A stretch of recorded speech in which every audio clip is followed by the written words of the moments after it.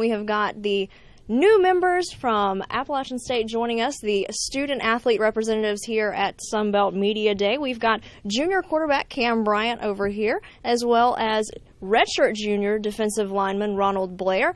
Of course, Cam Bryant already has several school records under his belt, and Ronald Blair looking to make a strong comeback from last season with a thumb injury. So, guys, thanks so much for stopping by. Glad to have you guys here. Of course, everything that we're doing today is based on social media, so we've got to ask, how active are you guys on social media?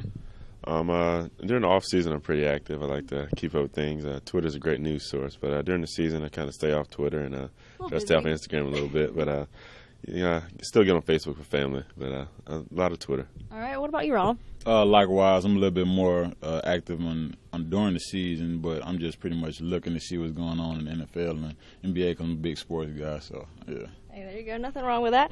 Well, let's just go ahead and get right into the big question. From Mark Smith on Twitter, how are you going to beat Michigan? We just got to go out there and play a tough and fundamental game. We got to stay focused and just go out there and execute. Execution is going to be a big thing throughout the whole year. And, we're going to work hard, this July and through camp and just continue to improve each day and go out there and see what we got. What about on the defensive side of the ball? What's it going to take against the Wolverines? I say communication, probably non-verbally because it's going to be 109,000 in there, so it's going to be pretty loud. So we got to figure out how we're going to get our calls together without using verbal language. So pretty much just making sure we're on the same page the whole way. Another question from Twitter, this one from Kirk Sherrill. This is a two-part question. First off, with both of you guys coming into the Sun Belt, do you expect the Georgia-Southern rivalry to remain intact?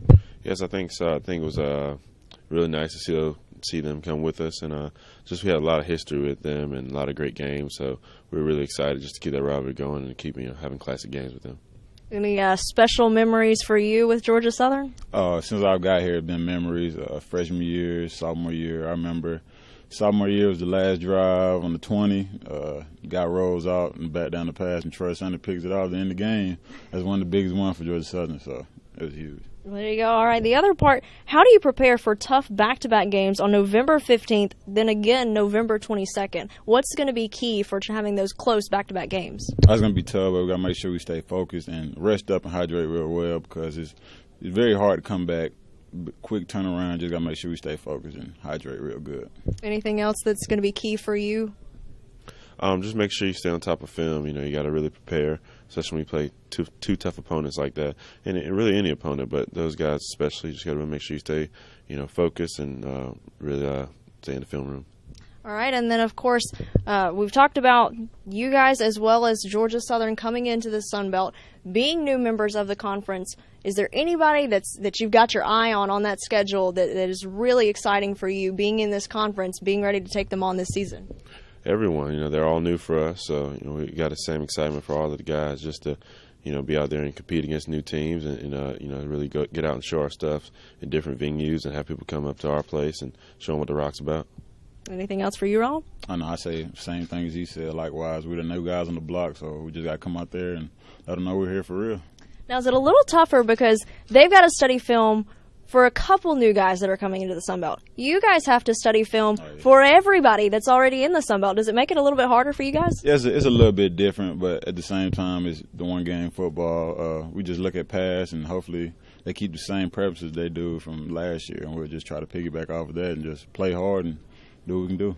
Now, being a new member of the Sun Belt, do you feel like maybe you got that underdog advantage right now because maybe people don't know what you guys bring to the table?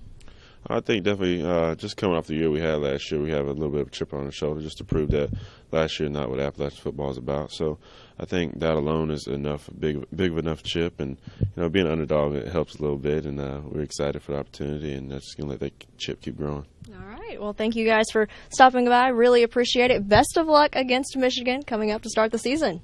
Thank you. Thank you. All right, coming up, we will have Coach Satterfield, the one who keeps these guys in line, joining us here in the Sunbelt Social Suite. Be sure to go ahead and send in your questions for the rest of the day. You can use that hashtag Sunbelt Media Day. You can also comment on the tweets that have been posted on the Facebook page, on Instagram. There are lots of avenues to get your questions in. Be sure that you don't miss out on this opportunity. You're watching the Sunbelt Social Suite.